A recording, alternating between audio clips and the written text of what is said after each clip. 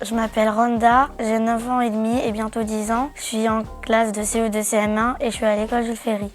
Je m'appelle Saja, j'ai 9 ans, j'ai bientôt 10 ans et je suis dans la classe CE2 CM1 et je suis dans l'école Jules Ferry.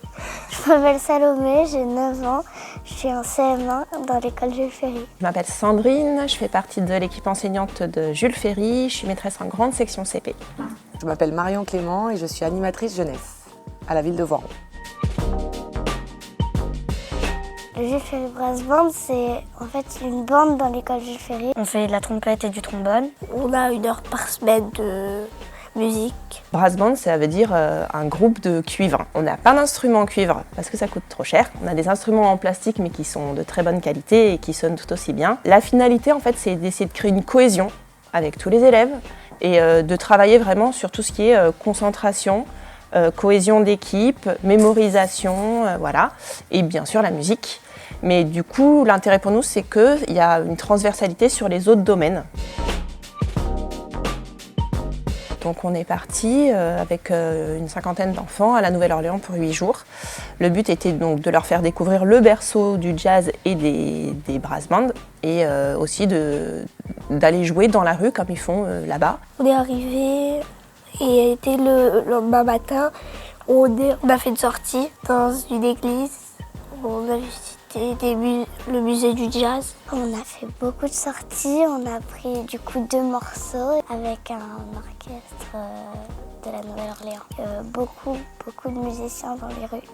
On a vu beaucoup de nouveaux instruments qu'on ne connaissait pas. Le Bonny Festival, c'est un festival en plein air où il y a plein de musique. Il y avait de la musique partout. On a présenté nos morceaux aux personnes et on a joué avec des lycéens. Il y a des gens qui jouent, on fait une parade. J'aimais bien et c'était drôle. Et puis comme on est allé à la Nouvelle-Orléans en avril, on pense que c'était plutôt pour Pâques. La première fois qu'on est entré dans la chambre, parce que en fait ça nous a fait bizarre, parce qu'on était déjà partis en voyage et puis ça nous a surpris de voir une chambre comme ça. Et en plus ça nous a surpris de dormir en Amérique. Un jour on est en France et le lendemain on est en Amérique, c'était un peu spécial.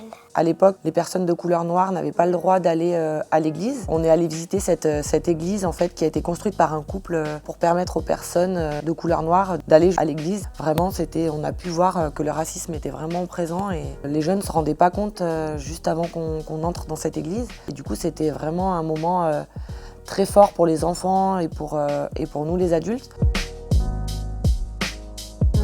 Alors, je vais répondre à titre professionnel, ça va être l'intérêt des enfants pour tout ce qu'on leur a montré, tout ce qu'ils ont vu. Et surtout, donc, on a quand même des enfants qui peuvent être parfois difficiles et blasés, comme les enfants actuellement. Et en fait, ils étaient étonnés de tout. Ils n'ont jamais râlé, alors qu'on a quand même 2-3 galères comme dans tous les voyages. Et vraiment, voilà, les enfants, je les ai trouvés juste parfaits, quoi. Plusieurs choses qui m'ont marqué. On a fait, les jeunes ont pu jouer dans la rue, comme les personnes qui jouent là-bas à la Nouvelle-Orléans, où la musique voilà, est présente toute la journée.